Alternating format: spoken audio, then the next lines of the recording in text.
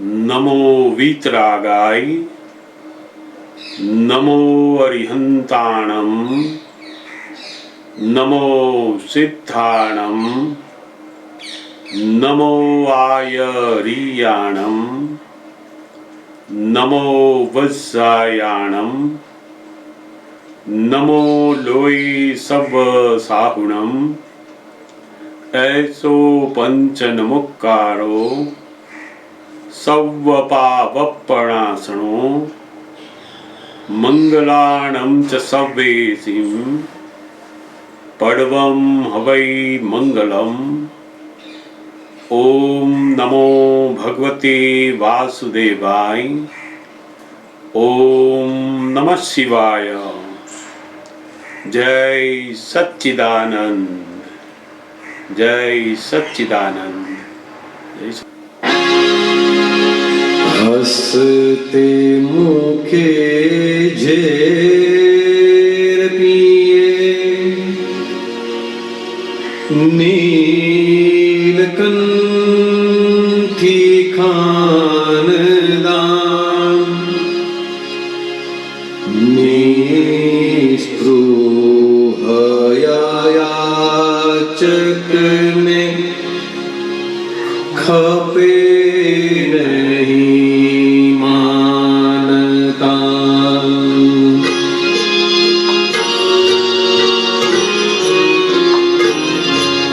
जगत उदय अवतार देश नाते श्रुत ज्ञान स्याद्वाद ज्ञान दान सर्वमान्य परमान।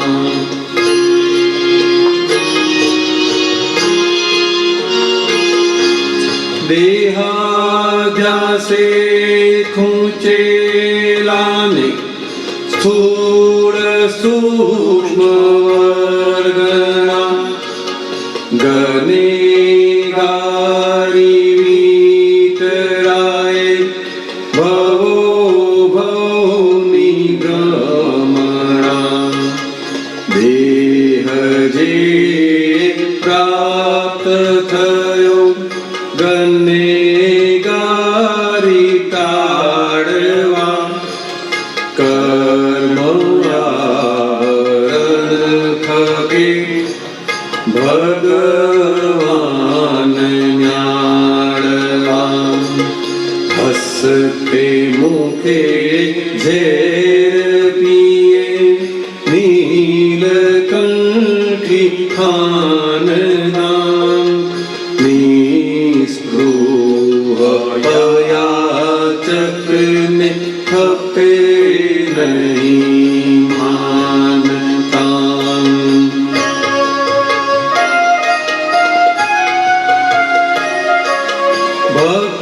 भगवान जगाड़ना लाख युगे अवतरे सत्पुरुष प्रत्यक्ष समद्रष्टा सर्वात्मे सर्वे अवस्थामा निशंक समाधान सर्वज्ञ सत्तकाम यथार्थ ज्ञान गान जगत उदय अवतार देश नाते श्रुत ज्ञान स्याद्वाद ज्ञान दान सर्वमान्य परमान।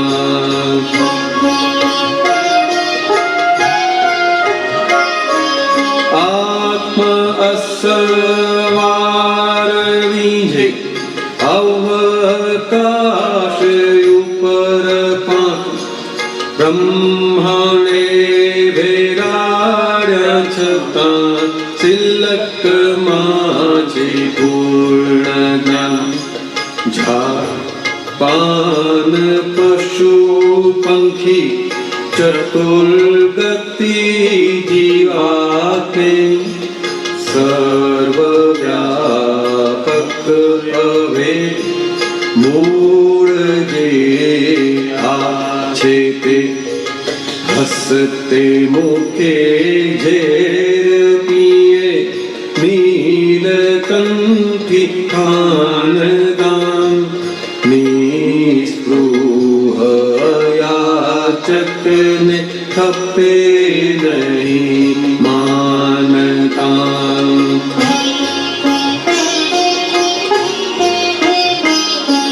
सकल ब्रह्म वंदे ते मूल विश्व आधार सर्वज्ञ सूक्ष्मतमे गुरुतम ज्ञान दान सकल ब्रह्म वंदे ते मूल विश्व सर्वज्ञ सूक्ष्मतमे गुरुतम ज्ञान दान जेने आत्मभान तेने आत्म अभिनंदन रण के घट घंटरियो जय सच्चिदानंद जेने आत्मभान तेने आत्म अभिनंदन रण की घट घंटरियो जय सच्चिदानंद जय सच्चिदानंद जय सच्चिदानंद।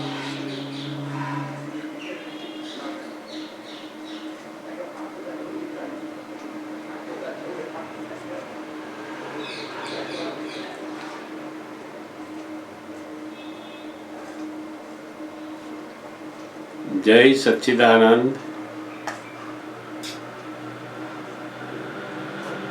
હસતે મુખે ઝેર પીવે નીલકંઠી ખાનદાન.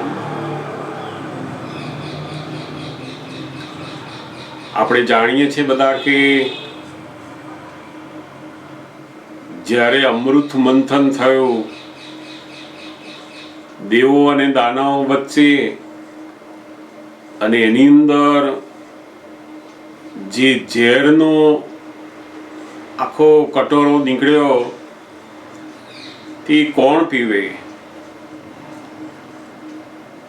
કારણ કે દેવો અને દાનવો બંને અમર થવા માટે અમૃત શોધતા હતા, પરંતુ અમૃતની જોડે આ જે ઝેર હતું એને કોણ પીવે? એમ કે ત્યારે એ ઝેર જે પી ગયા એ નીલકંઠી બનેલા. એટલે જ શિવ ભગવાનનું જે નીલકંઠ સ્વરૂપ છે એ નીલકંઠ સ્વરૂપ એટલે કે એમણે ઝેર પીધું. જ્યાં સુધી લોક વાર્તા તરીકે આપણે જાણતા હતા ત્યારે તો એવું જ સમજાય કે એમણે ઝેર પીધેલું, પરંતુ વાસ્તવિક સમજ જ્યારે આપણને મળે ત્યારે ખબર પડે કે આ ઝેર જો ખરેખર સાયનાઇડ હોય તો કોઈ જીવે જ નહીં.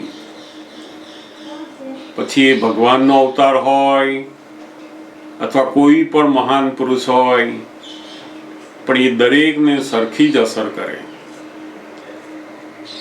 તો શું અહીંયા જે ઝેર પીધું એ વાત અહીંયા મૂકી છે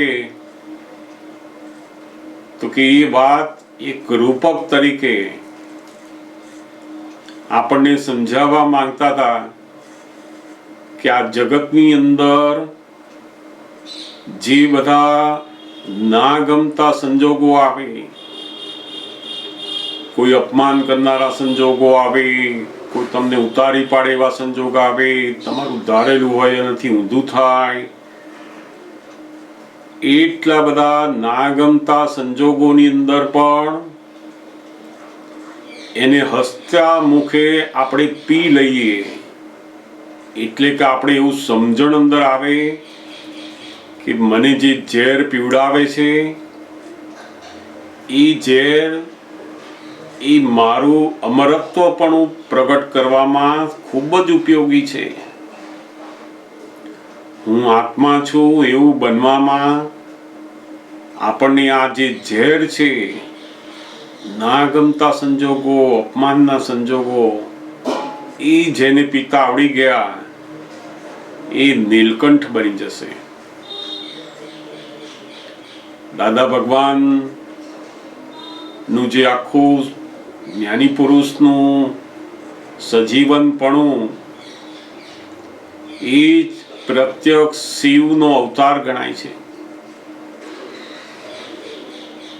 શિવ એટલે કે જે જીવની માન્યતામાંથી મુક્ત થઈ ગયા છે અને પોતે કાયમના અમર છું એવું જેને ભાન થઈ ગયું, ત્યારથી એની શિવ દશાની શરૂઆત થાય છે.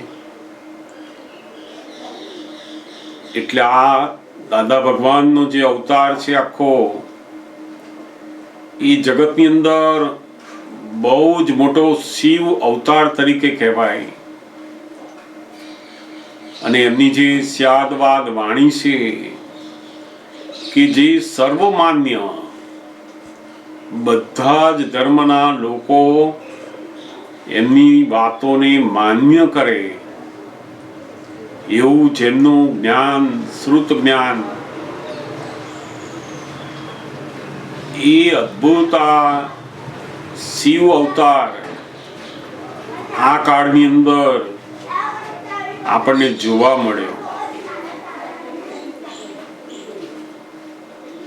ક્યારેય પણ આપણી અંદર બેઠેલા ભગવાનને જગાડનાર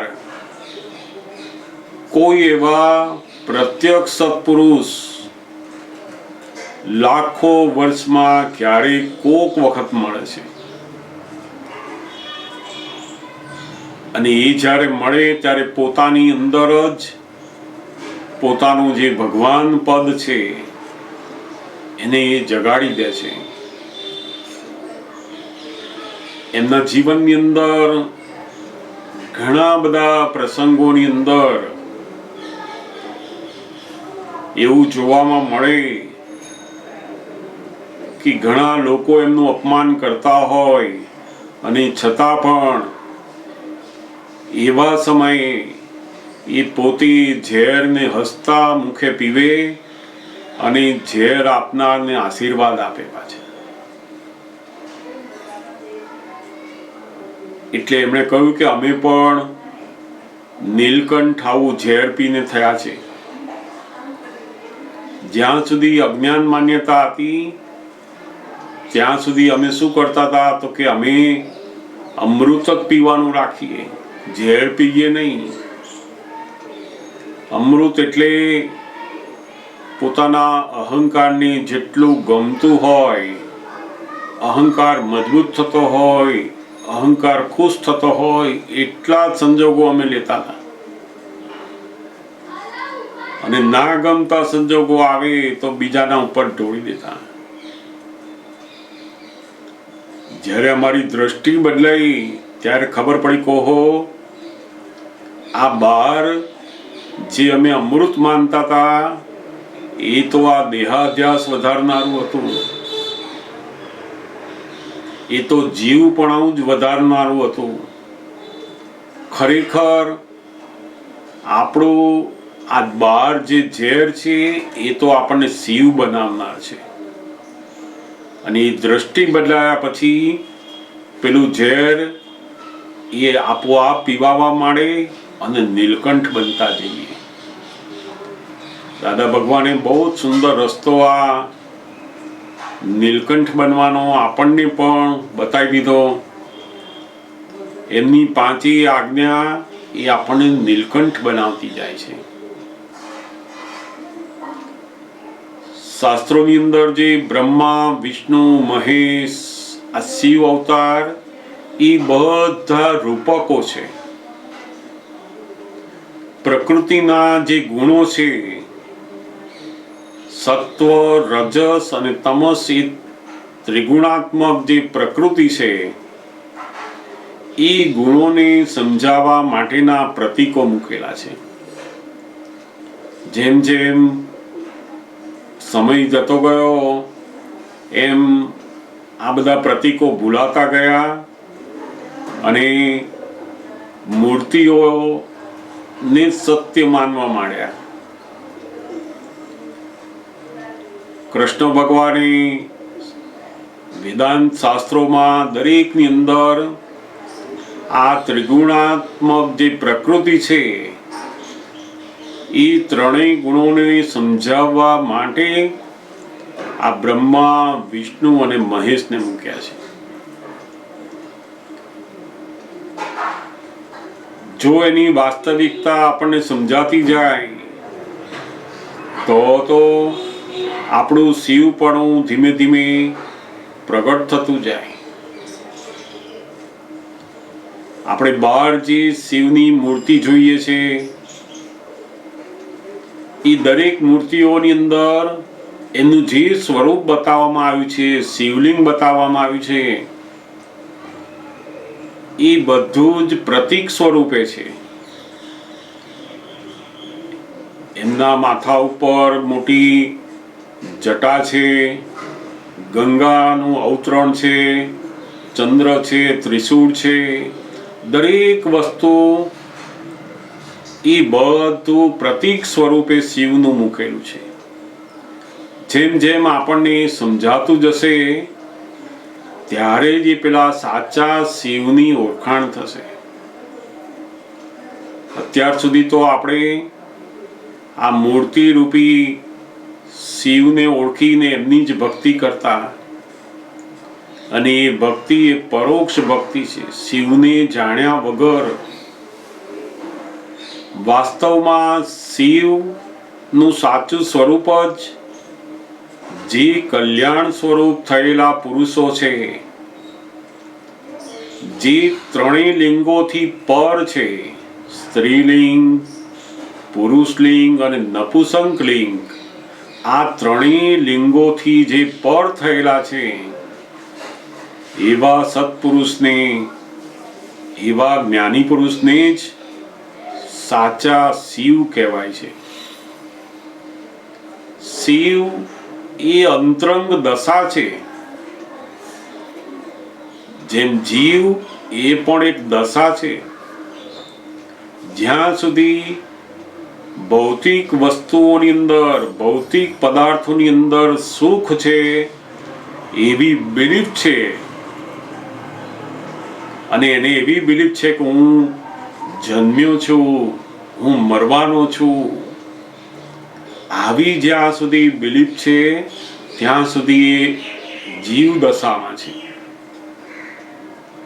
જ્યારે એની બિલીફ બદલાય છે કે ખરેખર આ ભૌતિક પદાર્થોની અંદર તો સુખ નામનો ગુણ જ નથી, સુખ ખરેખર મારી અંદર છે, એવી જેવી બિલીફ બેઠી અંદર એને કે તરત જ પોતાની જે જીવ દશા છે એમાંથી શિવ દશામાં આવે છે.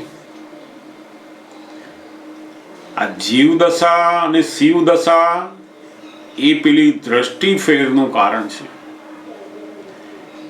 જે પોતે જીવ હતો એ જ દ્રષ્ટિ બદલાવાથી શિવ બને છે, અને ધીમે ધીમે શિવ બન્યા પછી પોતે પોતાનું પરમાત્મા પદને ખુલ્લું કરે છે. પછી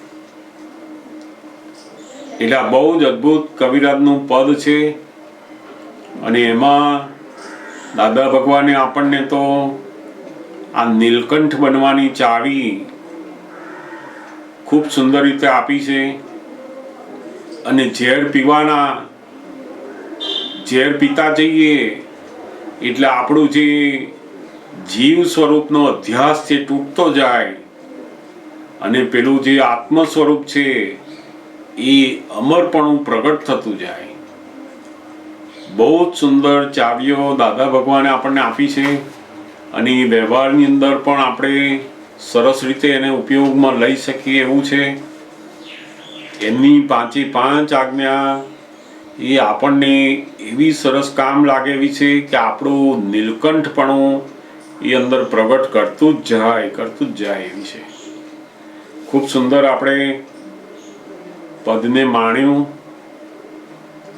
મહાત્માઓ માટે તો કાયમની શિવરાત્રિ થઈ ગઈ. જગતના લોકો કેલેન્ડરમાં આવે એટલી જ શિવરાત્રિ. મહાત્માઓ તો કાયમ માટેની શિવરાત્રિ, ક્ષણે ક્ષણ એ પોતે શિવ સ્વરૂપમાં રહેતા થયા છે હવે. ખૂબ સુંદર. તમારામાંથી જો કોઈને પ્રશ્ન હોય તો પણ આપણે લઈએ. એક પ્રશ્ન છે એ પણ આપણે જોડે જોડે લેતા જઈશું. બહુ જ સુંદર એમનો પ્રશ્ન છે. જો તમારામાંથી કોઈ પ્રશ્ન હોય તો જરૂરથી પૂછો.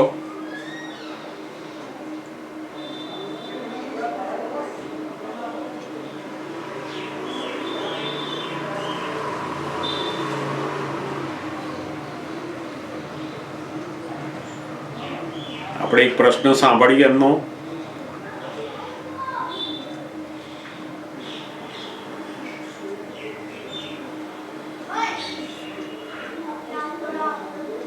અશોકભાઈ, જય સચિદાનંદ. એક ક્વેશ્ચન થાય છે મને. હમણાં તમારો જે સત્સંગ છે ને જૂનો, પહેલા તમને ખબર છે 4 બધું સમજાયું હતું, સ્થૂળ, સૂક્ષ્મ, સૂક્ષ્મતર ને સૂક્ષ્મતમ દોષો. બહુ જબરજસ્ત સત્સંગ છે. આજે ફરી મેં 2 વાર સાંભળ્યો અને એમાં મને એક સવાલ આવે છે કે જ્યારે હું આ જે જ્ઞેય જ્ઞાતા સંબંધ છે એ શું કહેવાય? કારણ કે આપણે કોઈને સ્થૂળમાં ખખડાવીએ છીએ એટલે સ્થૂળ દોષ થયો, તો આપણે એનું પ્રતિક્રમણ કરીએ કે ભગવાન મારાથી ભૂલ, આવું તમને ખખડાવાય, આની માફી માંગુ છું અને ફરી આવી ભૂલ ના કરું. આપણે એવું સ્થૂળમાં પ્રતિક્રમણ કરીએ. પછી સૂક્ષ્મમાં હોય તો એટલે કે મનમાં ઊભું થાય છે આપણને અંદર, જે બહારને કોઈને ખબર નથી પડતી. હવે ત્યાં આગળ આપણી જે સમજ છે તે હવે આપણે એને જ્ઞેય જ્ઞાતાથી જોઈએ છે કે જ્ઞાતા એટલે હું અને જ્ઞેય, વિચાર એ જ્ઞેય થયો. તો આપણે જે દ્રષ્ટિથી દેખાયું આપણને, તો એ એક જાતનું પ્રતિક્રમણ જ કહેવાય અશોકભાઈ. અને બીજું કે 5 આજ્ઞાથી બી આપણે જોઈ લઈએ છીએ કે ભાઈ આ વિચાર છે તે નોય મારું સ્વરૂપ, એટલે કે રિલેટિવમાં મૂકીએ છીએ કે શિલ્પાને આવ્યો છે અને રિયલમાં હું શુદ્ધાત્મા છું ને વ્યવસ્થિત શક્તિને આધીન છે. એટલે 5 આજ્ઞાથી બી જોયું, પછી જ્ઞેય જ્ઞાતા એટલે એક દ્રષ્ટિથી પણ જોયું. તો એ પણ પ્રતિક્રમણ જ કહેવાય અશોકભાઈ. એટલે પછી એમાં આપણે કંઈક બોલીને કરવાનું કે એવું તો કંઈ હોય જ નહીં ને, આ દ્રષ્ટિથી જ પ્રતિક્રમણ હોય ને. સ્થૂળમાં આપણે શિલ્પાને કહીએ કે બોલ ચલ તું પ્રતિક્રમણ કરી લે, તો શિલ્પા એવું કહે કે આ દાદા ભગવાન ભૂલ થઈ ગઈ, આવું ફરી ક્યારેય નહીં કરું. એવી રીતે સ્થૂળમાં આવું ના હોવું ઘટે એટલું બોલી દઈએ એટલે પ્રતિક્રમણ કહેવાય છે. મને ખરેખર આમ તમને એવું થતું હશે કે હું ઘડી પૂછું છું, પણ આઈ રિયલી વોન્ટ પ્રિસાઇઝ સમજણ એની અંદર કે તમને સ્થૂળ, તમે મને કંઈ બોલી દીધું હોય તો તમે એનું સ્થૂળ પ્રતિક્રમણ કેવી રીતે કરો એ મને સમજાવો. અને બીજું કે આ સૂક્ષ્મમાં છે તેને જ્ઞેય જ્ઞાતાથી જોયું એટલે પ્રતિક્રમણ જ કહેવાય, અને 5 આજ્ઞા અપ્લાય કરી એટલે પ્રતિક્રમણ જ કહેવાય. એ બેનો જવાબ તમે મને આપો પ્લીઝ.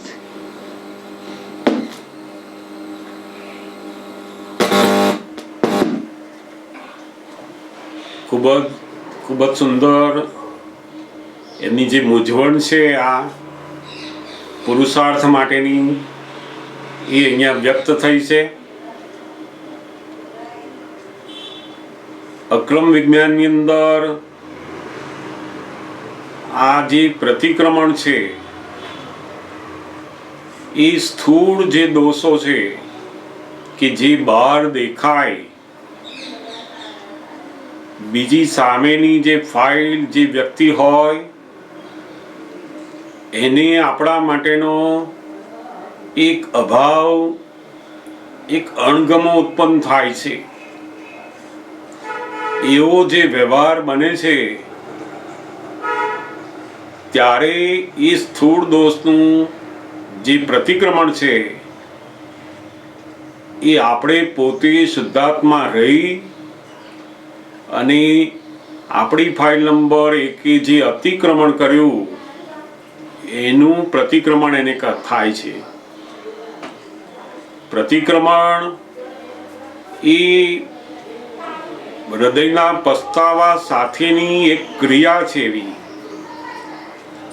શબ્દો બધા બોલાય કે ના બોલાય એની જોડે કોઈ એ નથી, પરંતુ એની જેટલા શબ્દો એને પસ્તાવા સ્વરૂપે આવે ખરેખર એને આ દોષ ના હોવો જોઈએ એવું જે જાહેર કરવાનું છે એને દાદા ભગવાન આ પ્રતિક્રમણ કહે છે. એ વખતે આપણને એવી ખબર પડે છે કે આ દોષ ના થવો જોઈએ, આ વ્યવસ્થિતના હિસાબમાં છે, એની જોડે મારો ઋણાનુબંધ હશે આવો. એ બધી જાગૃતિ કામ કરે છે. જાગૃતિનું કામ શું છે? તો કે જેમ છે તેમ બધું બતાવવું, તમારું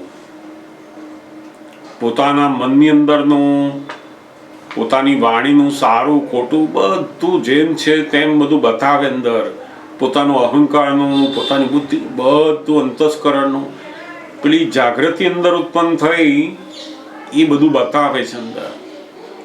અને એ બતાયા પછી પોતે તો શુદ્ધાત્મા તરીકે રહે છે જ, પણ જેણે અતિક્રમણ કર્યું એને હવે આ પ્રતિક્રમણ કરવાનું ખપે છે. ત્યાં પોતે શુદ્ધાત્મા થઈ ગયા પછી આખો જે આ ફાઇલ નંબર 1 જે રહી છે એની જે આખી વ્યવહાર શુદ્ધિનું પુરુષાર્થ છે એ આ પ્રતિક્રમણમાં સમાયેલો છે. સૌથી મોટું પ્રતિક્રમણ જે એનો ઓપિનિયન બદલાઈ ગયો અંદર કે આવું ના હોવું જોઈએ, એ મોટામાં મોટું પ્રતિક્રમણ. અને એની સાથે સાથે એને પેલી પ્રાર્થના બોલવી પડે જે વિધિ પ્રતિક્રમણની આપી છે કે એની અંદર બેઠેલા હે શુદ્ધાત્મા ભગવાન, આજે વાણીથી દોષ થયો, મનથી દોષ થયો, મારા વર્તનથી એને દુઃખ થયું, તેની હું ક્ષમા માંગુ છું. આપણે જેવું આ પ્રતિક્રમણ કરીએ છીએ એટલે એ પ્રતિક્રમણ આપણા મનની અંદરની અસરો બધી ભૂસી નાખે છે. પ્રતિક્રમણ એ તમને શુદ્ધ નથી કરતું, તમારું આ જે મન છે એ અભિપ્રાય મુક્ત કરવા માટેનું છે.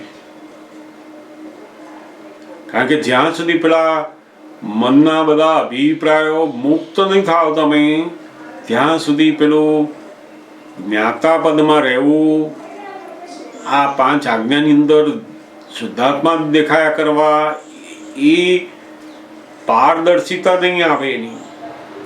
એક બાજુ શુદ્ધાત્મા દેખાશે ખરો અને બીજી બાજુ પેલું આણે આવું કરેલું એ દેખાશે, બે સાથે દેખાશે. આપણને ખબર પડે કે આ મને શુદ્ધાત્મા તો દેખાય છે, પણ જોડે જોડે પેલું યાદ આવે છે અંદર કે આમણે આવું વર્તન કરેલું, આ આવું બોલેલા, મેં એમને આવું કહ્યું. એ બધું અભિપ્રાય કેમ હજુ દેખાડે છે? તો કે પેલા પ્રતિક્રમણ નથી થયેલા. આજ્ઞાની સમજ એ આપણને નિર્દોષતા છે એવું સાબિત કરે છે, પણ નિર્દોષ છે એવું દેખાતું નથી. આજ્ઞાની સમજથી, જ્ઞાનની સમજથી આપણને એવું ફિટ થઈ ગયું છે કે સામેની વ્યક્તિ નિર્દોષ છે, એનો દોષ નથી. આ પણ વ્યવહારમાં જો એવું દેખાય છે કે દોષિત છે, અને માટે જ ત્યાં આગળ પ્રતિક્રમણ ખપે છે. દાદા કે અતિક્રમણો જેમ જેમ ઘટતા જશે ને એમ પેલું મન આખું અભિપ્રાય વગરનું થતું જશે. આ મનના અભિપ્રાયો છે એને આપણે ધોવા માટેનું આ સાધન મૂકેલું છે એમણે. કારણ કે આપણને જે શુદ્ધાત્માનું ભાન, જે દ્રષ્ટિ મળી એ તો કોઈ પણ સાધના કર્યા વગર, બધું ચોખ્ખું કર્યા વગર મળેલી છે. અને એના કારણે આ વચ્ચે એમણે અક્રમની અંદર પ્રતિક્રમણ મૂક્યું છે. એ કહેતા ને કે જો તમારો આ વ્યવહારનો આખો ભાગ ચોખ્ખો હોત તો બિલકુલ તમારે પ્રતિક્રમણ કરવાની જરૂર જ ના રહેત. તો મારા જ્ઞાનથી તમને નિરંતર શુક્લ ધ્યાન વર્તે કે છે.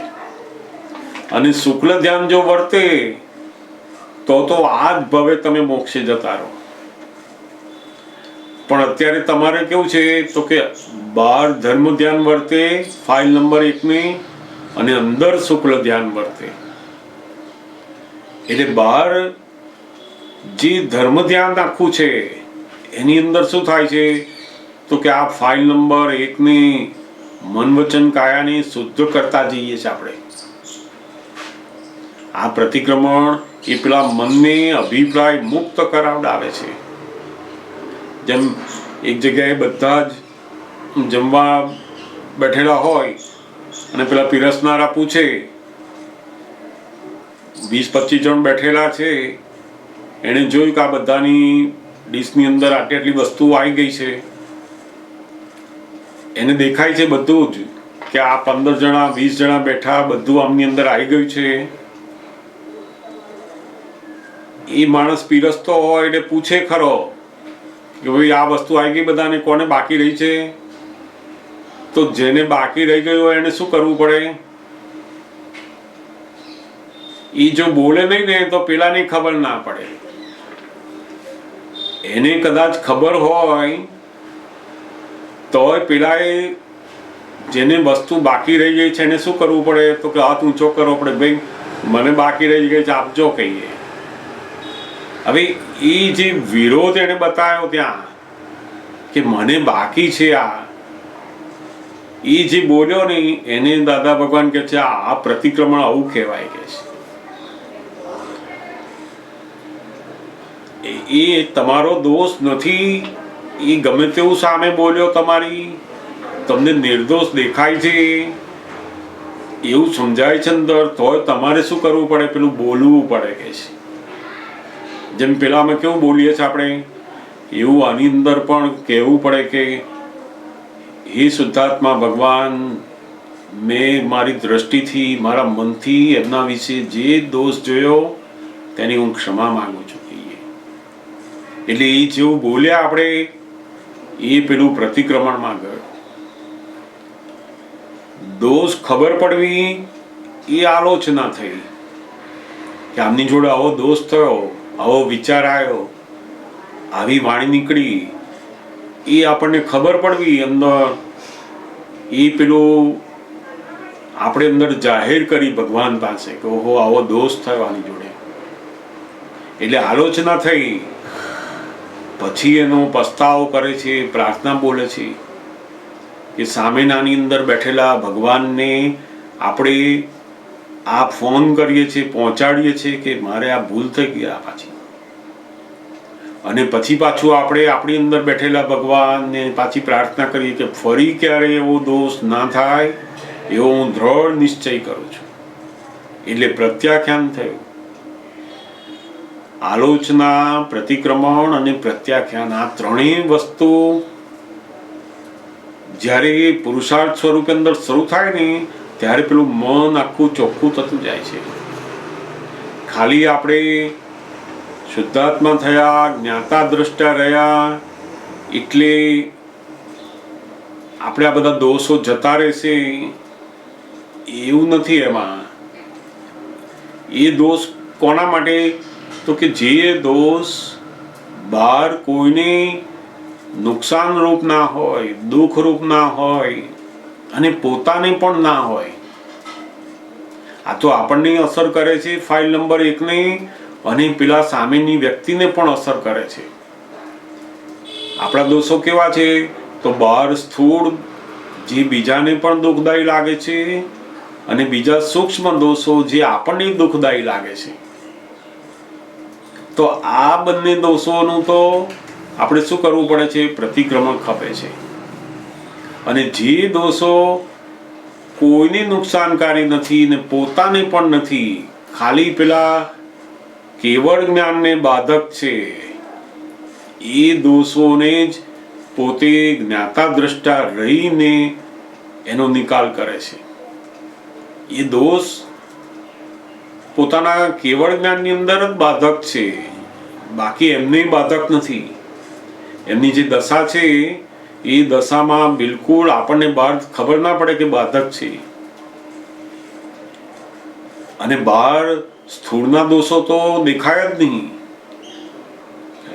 ત્યારે પેલું જ્ઞાતા દ્રષ્ટા પદનું જાગૃતિમાં રહ્યા કે પેલા સૂક્ષ્મતર અને સૂક્ષ્મતમ દોષો જાય એનાથી. ત્યાં સુધી એને શું કરવાનું છે? તો કે આ પ્રતિક્રમણનો પુરુષાર્થ ફાઇલ નંબર 1 પાસે કરાવવાનો છે. આપણે કરતા નથી. એમાં જેમ આપણે સરસ કપડાં પહેરીને બહાર જતા હોય અને લગ્નના જમણમાં જતા હોય ડીશ લેવા, અને કોકનું ડીશ આપણા કપડા ઉપર પડી તો આપણે શું કરીએ? અસર થાય કે નથી થતી? એ વખતે તો કે થાય છે. આપણને તરત થાય કે આ શું થઈ ગયું, શું થઈ ગયું. એ તરત આપણે કપડાં બદલવાનું આપણને ખબર પડે કે આવા કપડાથી આપણે સારા નહીં લાગીએ. એટલે ત્યાં આગળ પેલું ખબર પડે છે કે ડાઘ શું, આનાથી સારું નહીં દેખાય. પણ પેલા અંદરના જે ડાઘ છે ને, ત્યાં આગળ બુદ્ધિ શું કરે પાછું કે આપણે તો શુદ્ધાત્મા થઈ ગયા ને, હવે આપણે શું પ્રતિક્રમણ કરવાનું? હવે આમાં મૂળ પોતાની જે બુદ્ધિ છે ને, એ પેલા પુરુષાર્થ ઉપર જવા ના દે. એટલા માટે ઘણીવાર શું કરે? તો કે વિજ્ઞાનના વાક્યોનો સહારો લેવા માંડે છે. ઘણીવાર એમાં જ્ઞાતા દ્રષ્ટા રહેવું, પ્રતિક્રમણ તો એની મેળે જ થાય. આ તો ડિસ્ચાર્જ છે. આ 5 આજ્ઞામાં જ પ્રતિક્રમણ આવી ગયું. એ આપણે પોતાની બુદ્ધિથી ગોઠવણી એવી થઈ જાય કે જેથી પેલા પ્રતિક્રમણ કરવા ના પડે. મૂળ એનો અંદર આશય શું છે? આ કઈ બધું કરવાનું, તે અતિક્રમણમાં હજુ મજા છે. એની અંદર વોટ જાય છે. હજુ એનો જે પોતાનો વોટ પ્રતિક્રમણમાં નથી મૂકતો, એનો વોટ અતિક્રમણમાં છે એવું નક્કી થયું કહેવાય. પ્રતિક્રમણ ના થાય એ જુદી વસ્તુ, પણ થવા જોઈએ એ ઓપિનિયન અંદર પહેલો પડવો જોઈએ કે નહીં, આનું પ્રતિક્રમણ ખપે જ. ના થતા હોય એ આપણે પેલું નિશ્ચયની કચાશ છે અંદર, એટલે પેલું થતું નથી. પણ એ બુદ્ધિ એવી રીતે ના લઈ જવી જોઈએ કે હવે આ પ્રતિક્રમણ આપણે બહુ કરવાની જરૂર નથી. હવે તો હું જ્ઞાતા દ્રષ્ટા રહું એટલે બધા દોષ જતા રહે. આ તો ડિસ્ચાર્જ ભાવનું છે. આપણે આપણી ફાઇલને જોયા કરવાની.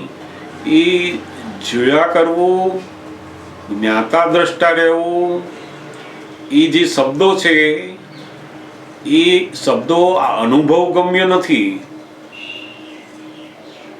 અનુભવ ગમ્યમાં તો બિલકુલ અભિપ્રાય વગરનું જ્યારે મન થાય ત્યારે પેલું અનુભવ ગમ્ય થયું કહેવાય. એટલે દાદા ભગવાન શું કે તમને આ હું શુદ્ધાત્મા છું, જ્ઞાતા દ્રષ્ટા પદ, એ બધું પ્રતીતિ કરીને બેઠેલું છે. તમારા અનુભવમાં એ નથી આજે. અને એ અનુભવમાં લાવવા માટે આખો વ્યવહાર શુદ્ધિનો માર્ગ હવે શરૂ થયો અહીંયાથી. 5 આજ્ઞા, પ્રતિક્રમણ, આ બધા સત્સાધનો એમ વાપરતા આખું વ્યવહાર શુદ્ધિ. કારણ કે તમે શુદ્ધ થઈ ગયા, પણ આખો આ ફાઇલ નંબર 1 મન વચન કાયાને જે આપણે બગાડ્યા છે, બધા જે પરમાણુને આપણે પ્રયોગ કરી અને અશુદ્ધ કર્યા છે, હવે એને પ્રતિક્રમણે કરીને વિશ્રસા શુદ્ધ કરી નાખો ફરી. તો એ પરમાણુમાંથી આપણે છૂટીશું. ઘણીવાર એકદમ સામટા બધા બહુ વિચારો આવે, અથવા કોઈનામાંથી કશું થયું હોય તો સામટું પ્રતિક્રમણ જાથું, એટલે કે ઓહો, મને આ વ્યક્તિ પ્રત્યે જે આ બધા અભાવના જે વિચારો આવ્યા એમના વિશે મેં ખોટું વિચાર્યું, માફી માંગુ છું.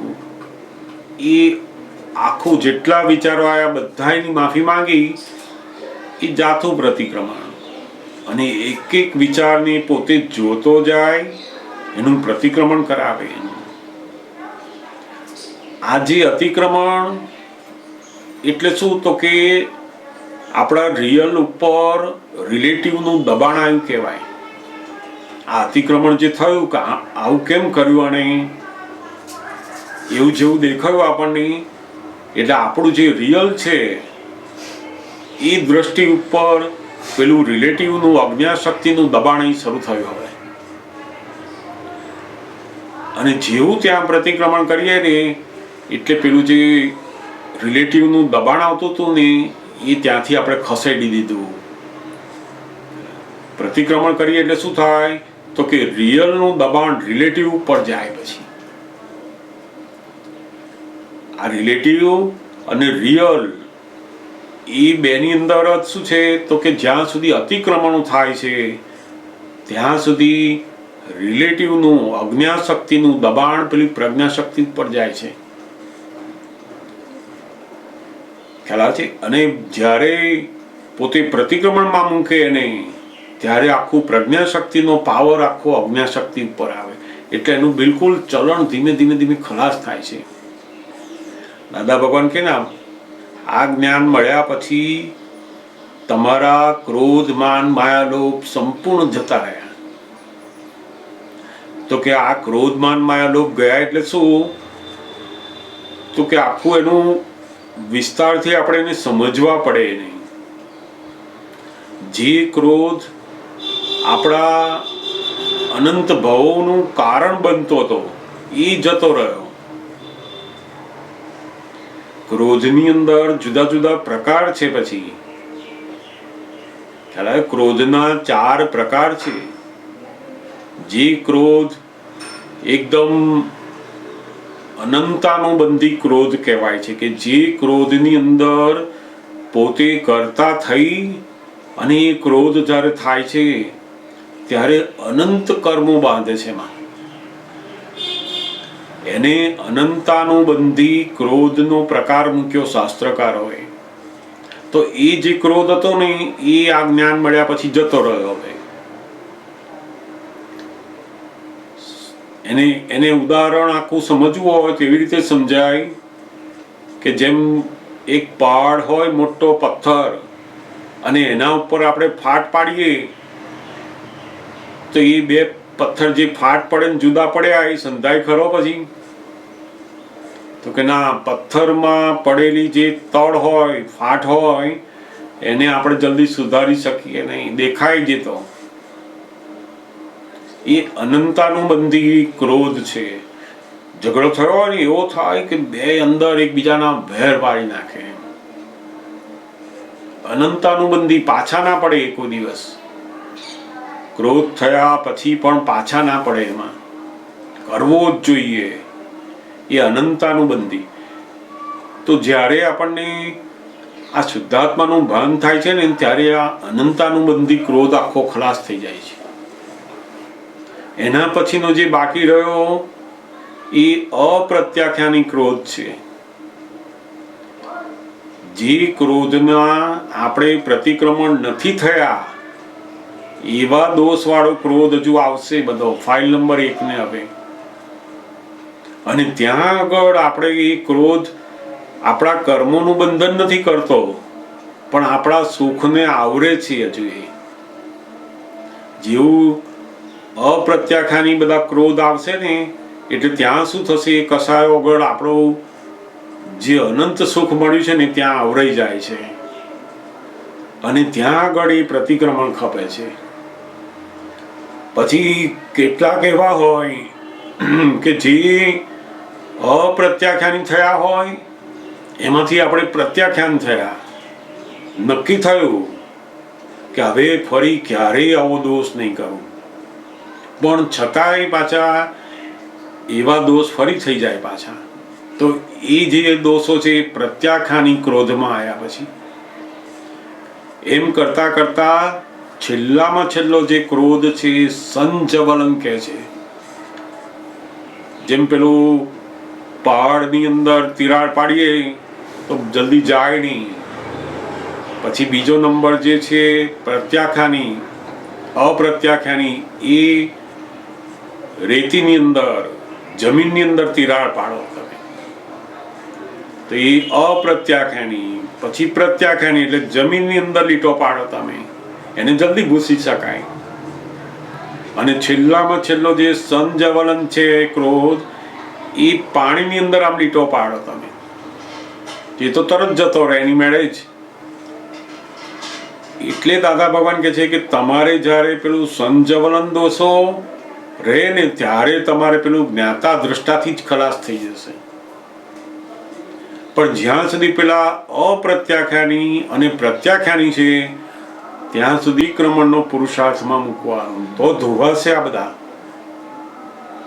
મન અભિપ્રાયથી મુક્ત થવા માટે આ પ્રતિક્રમણનું સાધન છે. જેમ કોઈકની જોડે કશું બન્યું ને, તમે એને કંઈક લડ્યા, બધું કર્યું, હવે તમને ખબર પડી ગઈ કે આ બધું બોલ્યા આપણે, એને દુઃખ થયું, ના કરવું જોઈએ, બધું જ સમજ પડી ગઈ. તમે બિલકુલ નિશ્ચિંત થઈ ગયા કે આમાં હવે મારે આવું ના કરવું જોઈએ, એ સમજ પડી ગઈ તમને. પણ ફરી જ્યારે એ વ્યક્તિને તમે મળો ને ત્યારે પેલી વ્યક્તિને તમે જે બોલ્યા હોય ને એનું મન શરૂ થઈ જાય કે આ પાછા આયા, આજે બોલે નહીં તો સારું મને, અને આજે જો બોલ્યા ને તો હું આમને આમ કરી દઈશ, એને બધું ચાલતું હોય અંદર. એટલે એના મનમાંથી ભૂસાયું નથી. પછી એનું કારણ શું? તો કે આપણા મનની અંદરનું ભૂસાયું નથી. તો પેલું પ્રતિક્રમણ શું કરે છે? પહેલું આપણા મનને ભૂસી નાખે છે, અને જેવું આપણા મનને ભૂસાયું ને, ફરી એ વ્યક્તિને તમે મળો ને એટલે એના મનમાંથી ભૂસાઈ ગયું હોય, એટલે આખો વ્યવહાર શુદ્ધ બનતો જાય છે નથી. આ બહુ પ્રતિક્રમણનું વિજ્ઞાન જો આપણને સમજાય નહીં તો જબરજસ્ત પુરુષાર્થ શરૂ થાય. દાદા ભગવાન કહેતા ને આ પ્રતિક્રમણ તો અમે એટલું સુંદર હથિયાર મૂક્યું છે કે જે મહાવીર ભગવાનના સમયમાં લોકો કરતા હતા એવા જ પ્રતિક્રમણ તમે આજે અહીંયા કરી શકો છો. કોઈ પણ વ્યક્તિની જોડે ગમે તે બન્યું હોય, પણ જો તમે કલાક 2 કલાક એવા પ્રતિક્રમણ કર્યા એની જોડે અને પછી એની જોડે જાઓ જુઓ તો આખો વ્યવહાર બદલાઈ જશે. આ પ્રતિક્રમણ એ તો પોતાના મનને એટલું બધું ચોખ્ખું કરે કે બહાર પેલો એકદમ સરળ થઈ જાય, તમે કહો એમ કરતો થઈ જાય. આ પ્રતિક્રમણનો બહુ જ અનુભવ કરવા જેવો છે. ઘરની અંદર પણ આપણે એકબીજા સાથે વ્યવહાર કરતા હોય પણ મન એકબીજાનું ગમતું ના હોય, મનને શું થાય કે આ કઈ આખો દિવસ આની જોડે બધું આ મને ના ગમતું જ બોલે છે, ના ગમતું કરવાનું, મન બધું ચાલ્યા કરે. આપણને ખબર છે ખરી બધું, પણ પેલું મન ચાલ્યા કરે છે. અને આપણું મન ચાલે ને એટલે એનું ચાલે છે. મૂળ આપણા જ મનનો પડઘો એની અંદર પડે છે અને પછી એનું ચાલે છે. એટલે દાદા ભગવાન પ્રતિક્રમણ બતાવે છે કે અહીં પ્રતિક્રમણ કરશો તો મન ચોખ્ખું થશે. અને આ પ્રતિક્રમણ એ કઈ 9 કલમમાં નથી. 9 કલમ એ તો ભાવના છે, એવું આજ્ઞા એ તો દ્રષ્ટિ છે, પણ આ પ્રતિક્રમણનો તો અલગ આખો પુરુષાર્થ છે. જેમ જેમ આ પ્રતિક્રમણ થવા માંડશે એમ આખું મન દ્વેષી થશે, ઓછું થઈ જશે, અભિપ્રાય મુક્ત થતું જશે, દરેક વ્યક્તિ જોડે એકદમ બ્રોડ માઇન્ડેડ થતું જશે. અને પોતે પોતાની અંદરનો જે આનંદ છે એ પણ એને સમજણ પડતી જશે કે ઓહો ગજબનો આનંદ આવે છે. આ તો હજુ પણ ઘણા વ્યક્તિઓના વર્તન, ઘણા વ્યક્તિઓની હાજરી આપણને ગમે નહીં. આપણને ખબર છે કે આ વ્યવસ્થિતના હિસાબે ભેગા થયા છે, એ શુદ્ધાત્મા છે, તોય પાછું ગમતું નથી. તો કે એનું કારણ શું? તો કે પેલો મનની અંદર બધા અભિપ્રાયો પડેલા છે. એટલે આ અભિપ્રાયને ધોવા માટેનું બહુ જ મોટું સાધન દાદા ભગવાને આપણને આપેલું છે. અને જેમ જેમ ધોવાતા જશે એમ એકદમ ચોખ્ખું થતું જશે મન. ખ્યાલ આવ્યો? એટલે બહુ સુંદર આ તમારી પ્રશ્નની અંદર જે મૂંઝવણ છે પ્રતિક્રમણની, એ બહુ સમજવા જેવી છે. તો ઇફેક્ટ જ આ પ્રતિક્રમણ, એ પણ ઇફેક્ટ છે, અને પેલું અતિક્રમણ થાય છે એ ઇફેક્ટ છે. પણ આપણે જો એવું બોલીએ ને કે આ ઇફેક્ટ છે, તો પેલું પ્રતિક્રમણ કરવાનું પુરુષાર્થ નબળો પડી જશે. એટલે દાદા ભગવાન શું કહે છે? અતિક્રમણની ઇફેક્ટને પ્રતિક્રમણની ઇફેક્ટથી ધોવાનું છે. અને તે પણ ફાઇલ નંબર 1 કરે, તમારે શું લેવા દેવાય? પણ તમે જો વચ્ચે એવું મૂકો કે આપણે હવે પ્રતિક્રમણ કરવા જેવું નહીં, આપણે તો થઈ જ ગયું, તો પછી પેલી ભૂલ અંદર આવી ગઈ પાછી. આપણી ડિઝાઇન, આપણી સમજણ આપણે અંદર ઉમેરી દીધી કે આ થઈ જાય છે. એવું થઈ જતું નથી. એ તો તમારે તમારી ફાઇલ નંબર 1 પાસે કરાવડાવવું પડે કે ભાઈ પ્રતિક્રમણ કર આની જોડે. ખાલી સ્થૂળ દોષો જો ઓછા થાય ને, તો એની વાણી, એનું વર્તન, એની હાજરી લોકોને ખબર પડતી જાય કે ઓહો આ અલગ માણસ છે. તો ખાલી સ્થૂળ દોષો, જ્યાં સુધી સ્થૂળ દોષો ઓછા ના થાય ને ત્યાં સુધી તો બધી વાણીની સ્યાદવાદતા આવે નહીં. ખ્યાલ આવ્યો? એનું પોતાનું સુખે એટલું આવે નહીં, કારણ કે હજુ બધા સ્થૂળ દોષો ઢગલાબંધ છે. એટલા બધા સ્થૂળ દોષો ને સ્થૂળ દોષો તરીકે પણ જો આપણે ઓળખાણ ના કરીએ અને તરત જ આપણે પેલું જોવા જઈએ કે આપણે તો જ્ઞાતા દ્રષ્ટા રહ્યા એટલે હવે બધા દોષો ખલાસ થઈ જાય, તો પેલો પુરુષાર્થનો જે ભાગ છે ને ત્યાંથી કચાશ થઈ જશે. દાદા ભગવાન કહેતા ને અમે તો કેટલાય અવતારથી બધું ચોખ્ખું કરતા કરતા કરતા કરતા એટલે એક જીવો સાથે અમારા જે બધા ભૂલો થયેલી બધી એટલી બધી ચોખ્ખી કરી નાખેલી, અને ત્યારે અમને આ જ્ઞાન પ્રગટ થયું. જ્ઞાન થયા પછી પણ અમે જે 4 વર્ષ મૌનપણે રહ્યા છે, કોઈને ખબર નથી કે અમને જ્ઞાન થયું છે, એવું કોઈને ખબર નહોતી એ વખતે.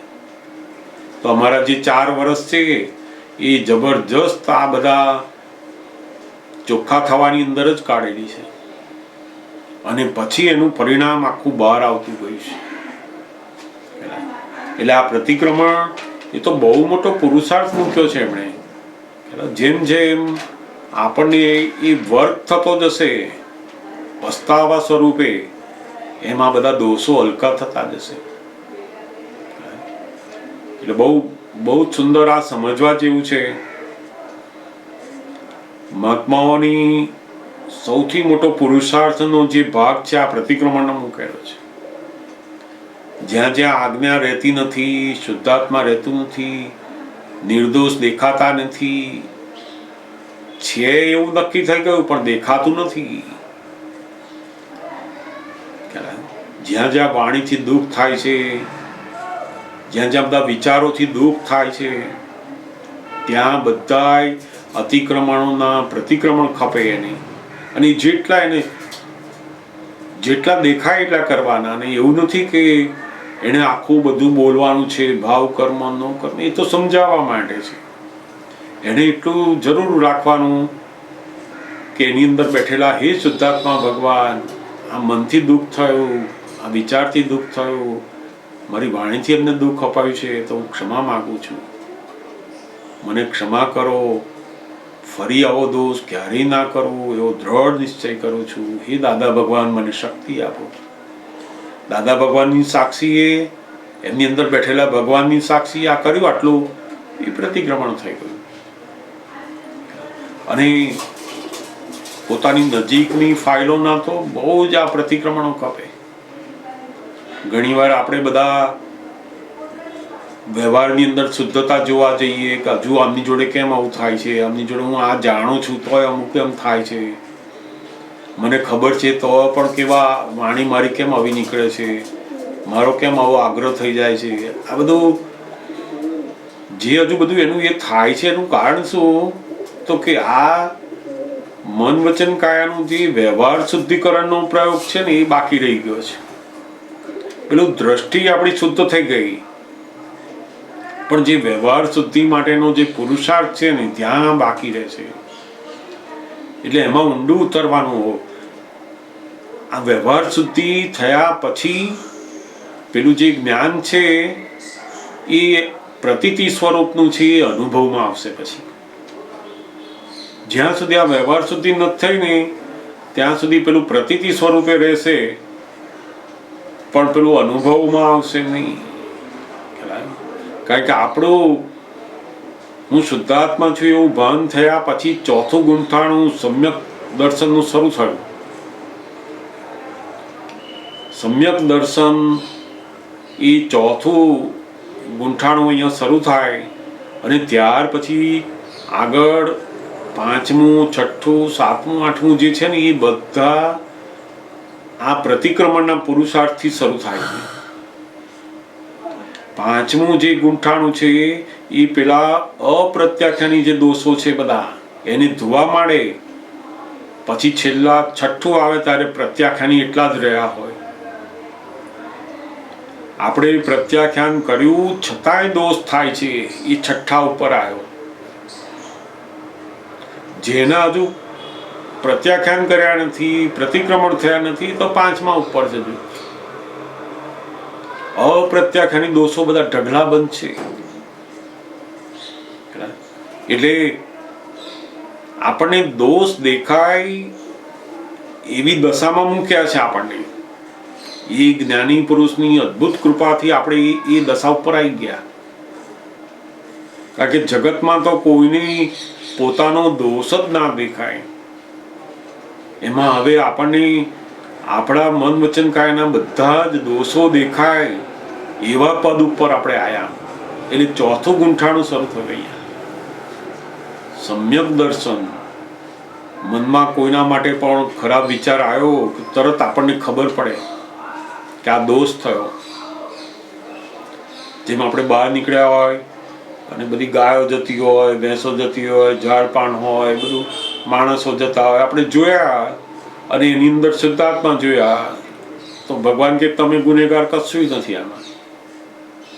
પણ જોડે જોડે એવું જોયું કે આ માણસ છે ને બહુ સારો નથી, આ લુચ્ચો માણસ છે, આ ગાય તો મારે એવી છે. તમને મારી નથી પણ તમે એવો વિચાર કર્યો એટલે દાદા ભગવાન કે તમે અતિક્રમણ કર્યું. ક્રમણ નું ભગવાન કે છે વાંધો નથી, ક્રમણથી સંસાર ઉભો થયો નથી, અતિક્રમણથી સંસાર ઉભો થયો છે. અતિક્રમણ એટલે શું? તો કે આ ગાય મારે એવી છે એવું તમે જે વિચાર્યું એટલે રાગ દ્વેષ ઉત્પન્ન કર્યા. ત્યાં અતિક્રમણે શું કર્યું? દ્વેષ ઉત્પન્ન કર્યો કે આનાથી દૂર રહો. હવે એ અતિક્રમણનું તમારે ત્યાં પ્રતિક્રમણ કરવું કે નહીં, એની અંદર એ ભગવાન છે કે એના માટે જે વિચાર મને આવ્યો એની માફી માંગુ છું. અને દાદા ભગવાન તો શું કહે છે, પહેલા તમે તમારા નજીકની જે બધી ફાઇલો છે ને ત્યાંથી જ શરૂ કરો. રોજ આપણે હવાર પડે ને જે ફાઇલો સાથે આપણે રહીએ છીએ એના પ્રતિક્રમણો શરૂ કરો. પછી દૂરના બધા પછી આપણે ઘરની 4 ફાઇલ હોય એની સાથે વધારે રહેતા હોય તો પહેલા એના પ્રતિક્રમણો શરૂ કરો કે એના માટે મારા મનની અંદર, મારી વાણીની અંદર, મારા વર્તનમાં જેટલા અતિક્રમણો થાય, જેટલી ગૂંચો પડે, જેટલા ડાઘ પડે ને એને રાત્રે નવરા પડી અને સાફ કરીને સૂઈ જવું જોઈએ. રોજ 15 મિનિટ 20 મિનિટ. જેને ખરેખર સાફ કરવું છે એને તો આ અદ્ભુત ચાવી મળી ગઈ પ્રતિક્રમણની, અને એ પોતે જેમ પ્રતિક્રમણ કરશે ને એમ એકદમ હલકો થતો જશે. ખાલી જ્ઞાતા દ્રષ્ટા રહેવાથી હલકું નહીં થવાય, ભાર ભાર ભાર લાગશે. પેલામાં તો તમે અનુભવ કરશો કે ઓહો, આપણે એમની સાથેના બધા વર્તનમાં હલકા ફૂલ થઈ ગયા છે, કારણ કે પ્રતિક્રમણ થયા છે. પેલું આપણે જોઈએ છે શુદ્ધાત્મા તો હોય વ્યવહારમાં પેલો ભાર પણ રહે છે કે આ ક્યાંથી આ બધું કરવાનું આવ્યું, આ બધું આ શું કરશે, આમ શું કરશે. મૂળ પોતાના જ અતિક્રમણો એ પોતાની અંદરનો ભાર બતાવે છે. જેમ જેમ પેલું પ્રતિક્રમણ થાય ને એમ હળવાશ ઉત્પન્ન થશે, મુક્તતા ઉત્પન્ન થશે. એટલે આ પ્રતિક્રમણ તો બહુ મોટો પુરુષાર્થ મૂક્યો છે એમણે. ઘણી વાર અમને લોકોને પણ ઘણી વાર આવું બધું થતું, અને દાદા ભગવાનના ઘણા બધા વાક્યો, ઘણી બધી વાતોને